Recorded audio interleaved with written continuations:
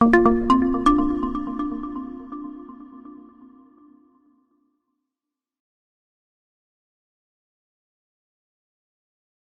everybody, welcome to the Insurance Journal's Academy of Insurance's weekly webinar after show.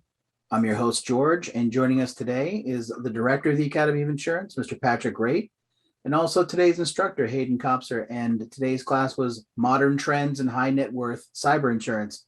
Hayden, welcome to the after show. Great to have you here. And this is also your first after show and your first webinar with us. So welcome, and welcome to you. Some would call it monumental. Yes, absolutely. Very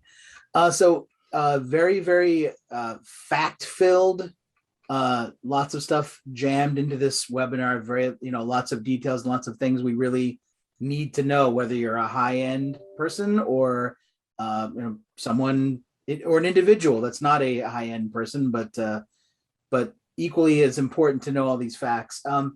Hey, I was wondering, you mentioned a lot of the things that you tell your high-end clients to look out for. Have you ever had a story where you've told somebody, you really should be careful of this, and they say, don't worry about it, and then they come back to you and say, Hayden, you were right, I should have done this or I shouldn't have done that? Do you have, without naming names, do you have any kind of an account like that which you can share, a cautionary tale? With being very vague, I have a present situation that I know is going to devolve into something negative. It's not someone with cyber insurance because they don't do many big dollar transactions. They don't need it. Long story, but they're in a scenario where they're almost certainly being catfished. I'm almost 100% certain of it. And it's someone I care about deeply as a client. They are a friend as well. And if it were someone doing a business transaction, I could say, this person's screwing you over. Don't do it. Here's exactly what's going to happen. But because it's a lover or potential lover, any advice I give them is going to make them hate me. So I very politely tried to say, don't send cryptocurrencies because they wouldn't be used for what you're being told. It's someone they haven't met yet. So we're in this scenario where I'm almost 100% sure of what's going to happen. I've tried to help them. And it's not a huge dollar amount, thank God. And I know what the guy's worth roughly. So, it's not going to bankrupt him or his family, but he doesn't have kids or anything. But anyway, that's an actual scenario that I am just waiting for the ball to drop on. And, I did my part to the extent that I could. I'm not helping in the attempted transaction. I'm warning against it, but those are very common scenarios. That's the first time I've experienced with a client, but I've also, and this same client will reach out to me if they're given what they do for a living. If they're advising on a big dollar purchase, they'll reach out to me for advice on cybersecurity. So this is someone who knows to ask questions, but you throw affairs of the heart in there and rationality goes out the window. So that is a present situation. I hope next time we talk, I don't have something bad to say about it, but I probably will. No, I hope not either. So we'll stay tuned. Patrick, that's a cliffhanger. We could end it there. That's people interested. Patrick, your thoughts on today's class? Great stuff from Hayden Kopser today. Yeah, great stuff. And as I had messaged you during, or maybe at the very end of the session today, and I mentioned to Hayden, I came away from today's session educated and terrified. I'm edified. And the truth of it is, and as we were talking about earlier, we are not going to go back to a day when our information was unavailable to somebody. I mean, online shopping never going away. The social media not going away. In fact, that kind of thing is even going to ramp up, I believe, the longer we go in this time of history, and even advancing into what could be the next era of technological advances. And Hayden, are you seeing that the consumer is getting more sophisticated about these risks, or are people still kind of putting their head in the sand? There's it goes both ways. There are those who are convinced nothing bad will happen to them, and it's probably an American thing because things generally go pretty well here, and you get accustomed to life being good. There are then those who, this is probably becoming a majority, at least of those who really use the internet, who are well aware that there are threats out there, know some of the real basics, like maybe to text their kid or their grandkid before they click a link. You're starting to see more of that. I have relatives who will say to me, hey, should I click this? And I'm saying, thank God you asked, because no, you shouldn't, given what you're showing me. But these are folks who don't necessarily know that there are insurance solutions, don't necessarily know that they should have private social media profiles, don't necessarily know that they shouldn't leave their computer password hanging from their computer so they don't forget it. Some of these really basic things, particularly if you have not worked in a corporate environment where there are mandated cybersecurity trainings, it's hard to just know this stuff. You'd have to have a cyber interest. I did. That's how I started to get involved in this. If I didn't, I really would not know much about what's going on other than what I see in the news when a massive cyber breach or cyber attack happens. So yeah, I think consumers in general now are more educated than they've ever been. We could talk about insurance and how most consumers do significant research online before calling a broker. They still like brokers, but they want to know what they're getting into before they call one. But this info isn't so readily available. Like the talk I just gave, that's knowledge I've accumulated over the last several years since these products came out. I don't think there's somewhere where that's just readily available on the insurance side. In fact, I'm almost 100% sure there's not. So I think a big project for the insurance industry is for us to start moving forward and being sure to educate clients. Maybe not everyone buys coverage, but they walk away knowing a thing or two they can do better, and you maintain them as a client. And I think step by step also for commercial clients, because many times, as I mentioned during the course, commercial and personal start to merge, making sure that when companies are working with vendors or when people are putting together contracts, that there are cybersecurity clauses on this. I've written about this for one of the big trade papers. I think for big transactions, as soon as you go into, if there's a contract involved, make sure that each party has adequate cyber coverage, or to the extent that that's purchasable, because things go wrong, just as you have adequate liability coverage for a work project with contractors, for example. So yeah, it's a long-winded way to answer the question, but yes, consumers are more educated, but they're nowhere near educated as they should be. And frankly, I think most in our industry are lacking on the education side. So these types of talks are very important. Hayden, you used the phrase cyber interest, like that's what drew you to this kind of coverage. I was wondering that, and that kind of segues into a question I had about you, which was what kinds of insurance did you start out writing? And when you're not writing cyber insurance, what kinds of insurance do you like helping people with? Sure. Good question. I started with Lexington with an AIG. So it's AIG's non-admitted private client group offering, and also just general non-admitted personal lines. So I began doing that. It had nothing to do with cyber. We were doing everything from celebrities' homes that they couldn't get admitted coverage for, to homes that were super high risk in, let's say, Palm Beach, Florida, and the person didn't want to update their roof, so they had to go to the non-admitted market. All those types of crazy scenarios. And that eventually led to me moving over to the admitted side with AIG's private client group, and then starting to get involved with cyber there. But when I began, cyber coverage didn't exist in personal lines. And when we were there, our product came to market in 2017, probably early 2017, to give you an idea. So it's relatively new still, not even half a decade old. But when it popped up, I have an app development background. I've personally developed 7 apps that I've put on the App Store, from concept to code to marketing and everything. So I had an app development interest. So a lot of the concepts, it was funny. I kind of raised my hand and said, I'd love to be a subject matter expert for this. I didn't know anything about the coverage when we were announcing it because I was involved in creating it, but no one else had an app development background. So they probably just assumed I knew it best, but I fooled them. But then you get introduced to the coverage, and a lot of the learning was people asking questions. And I think that as we developed the coverage, some of the broad strokes, but you didn't know necessarily what questions were going to arise, and our broker and client questions and internal questions really helped us understand our own coverage. I would work very closely with claims on that too. So what we do now commercially, we have a lot more cyber commercially than we do on the personal line side, just like the commercial cyber industry overall is way bigger than personal line cyber.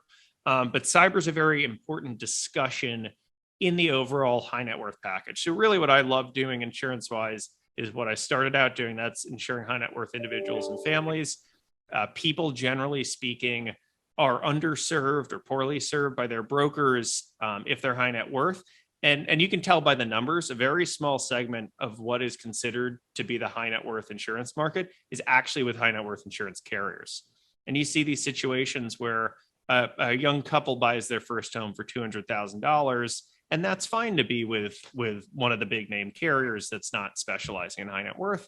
But 10, 15 years down the road, they've done well financially. They've inherited some money. They're now worth a few $1,000,000. And they're still with that original carrier, but they haven't had a loss. And then they do, and you find out, woof, our new home that cost God knows how much, or has inflated to however much value, is not fully covered, or we don't have ordinance or law coverage. And you have these scenarios. So it's really fun working with those clients because you can help them sort of rise to the next level insurance wise and really help to complete the coverage they need. So I very much continue to enjoy that. And when you work with high net worth individuals, a lot of them are self-made. So you get to know some really cool people. And most of these are not people in the news, just, some guy who's a contractor and he's also got other businesses and he rents out properties, and you start to total up. You say, man, that guy's worth like $15 million and you can't even really Google it. Those are the cool scenarios to me. It's not always the celebrities you end up seeing. I don't really have celebrities, but I've insured them at carriers. I really have enjoyed working with clients directly on the broker side. Thanks, Hayden. Patrick, your final thoughts on today's class, please. Yeah, and I think a really important discussion in that personal lines space with the ultra high net worth, expanding our information base about this topic of cyber. It's not going away. It's just going to continue to evolve and expand. Before we go on, I did want to ask Hayden, you are the first novelist we've had as an instructor. And why don't you just mention to the folks what your novel and if it's safe for this venue. And did I pronounce it correctly? Did I say Masha? Is that correct? Or yes, you did. Okay, that was perfect. Yeah. So I am not the first published writer in insurance. There was a man, I think his name is Wallace Stevens, who's a very famous poet and worked at Hartford as a claims VP. And I heard about him totally randomly outside of insurance. So, once I started writing, I was like, well, I'm not doing anything so original because this guy was known 70 years ago. But anyway, I proceeded onward. I do a lot of writing, and I met a novelist who's an Irish guy. I'm trying to think of his name, but I was at an event in New York City, and he was sort of a recluse, and it was his first time. This is going to sound like a novel, but it was his first time really being out and about from where he lived in upstate New York in 10, 15 years. And he was very shy, but he was enjoying himself. And I talked to him, and he's telling me he's a novelist. I looked him up. He's a real guy. And I told him I had written a lot, but I didn't want to publish. I was just kind of doing it for myself. I had a full-time job. I'd been doing my app stuff. And he said, you've got to publish something. I said, why would I do it? And I don't know. And then that was years ago. And then it sort of weared on me, and I kept writing. And I wrote a novel, and I said, I have no idea how to find a literary agent. I have no idea how to do any of this. I know how to write. I can edit my work and be self-critical, but I need to get something out there before I attempt to publish a full-length novel. So then I wrote Masha last summer. I was up in my family's little home in New Hampshire, and I was alone for a couple weeks up there and going hiking and just unwinding for a little, which is amazing. And I ended up writing. And then when I start writing, I don't know what it's going to amount to, if anything, but this started you start to have pieces come together. So eventually write the whole thing, edit after waiting or removing myself from it for a few months. And I put it out in June. But the concept is it's about two couples. and I promise this is suitable, but they live in adjacent apartments, and there's an air vent that's in the wall that separates their apartments. So they could end up listening in on each other's conversations. So it's about voyeurism. That's a big concept, like listening in to information you should never hear. And you talk about privacy in social media. We have no privacy anymore. And this is sort of an idea of, even outside of the internet, there's not so much privacy, and people are interested in stuff that they shouldn't be hearing. And the couple that's doing the listening in to the neighboring couple's fight ends up hearing themselves be talked about as a couple that's not really in love. And, why are they together? And they have a kid now, and they're in a bad situation. And so then that ends up causing them to argue with each other and them to assess their lives. So a lot of it's about voyeurism, settling, which is something, the idea of settling always terrifies me. There's settling you have to do in life. You have to settle into routines. You have to settle into a career or some way to make money. So there's important settling to do. You can't just, be a vagabond and be happy for long term. It's not really in human nature. But you also don't want to settle down with the wrong person. You don't want to settle down into a scenario you hate. And the characters in the novel are sort of either in a scenario they don't like, but they can't get out of it, or are trying to decide if they want to be in this scenario for the long term or not. And it's just every I put it out for review. You can post it on review sites. You say, give you a free copy, just give an honest review. And pretty much any of the reviewers have loved the concept. And the main critique I've gotten, even from friends, is that it should have been a play.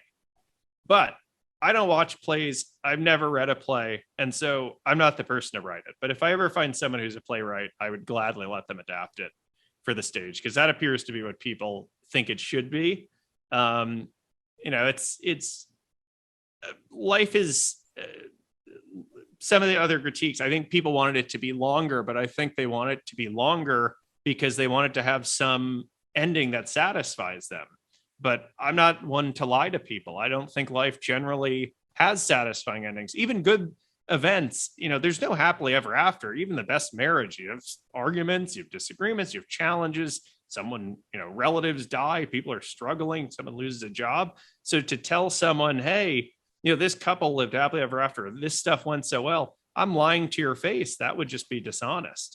It doesn't mean you can't find happiness. It just means absolute permanent happiness is in normal day-to-day life is pure nonsense. Life should be hard. You should challenge yourself.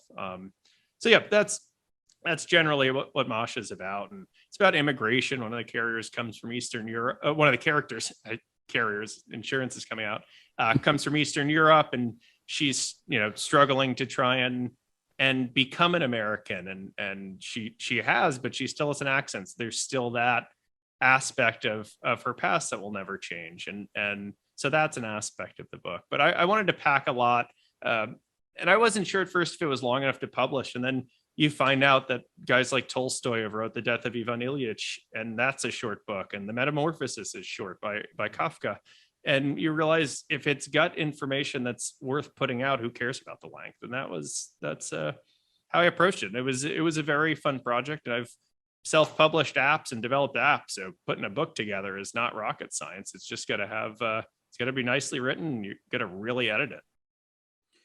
Was the Irish, you can tell me, was the Irish gentleman you met, Frank McCourt? No, it wasn't. You're too discreet to drop. No, I'm not trying to not say his name. I'm trying to remember his name. It was Gerard Donovan, sounds like it might've been it.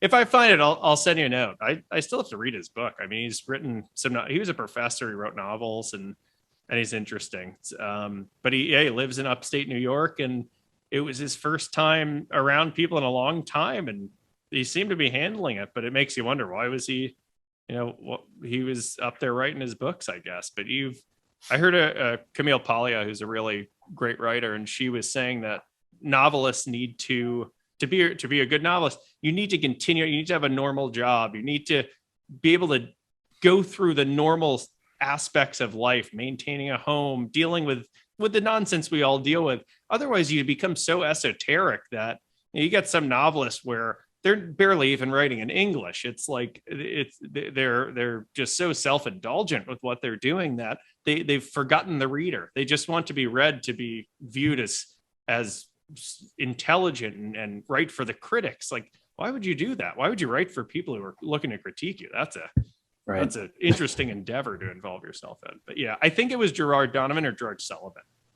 Not Finbar O'Dooley, maybe. No, I don't even know how to spell that, so it definitely wasn't that.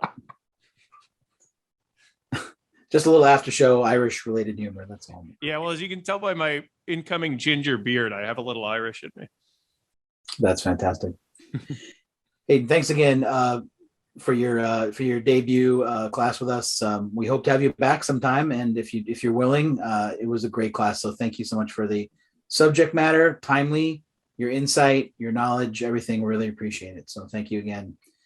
So on behalf of Hayden Kopser and our director, Mr. Patrick Great, this is George, your host, saying thanks everybody and take care of yourselves. We'll see you next time. Have a great day.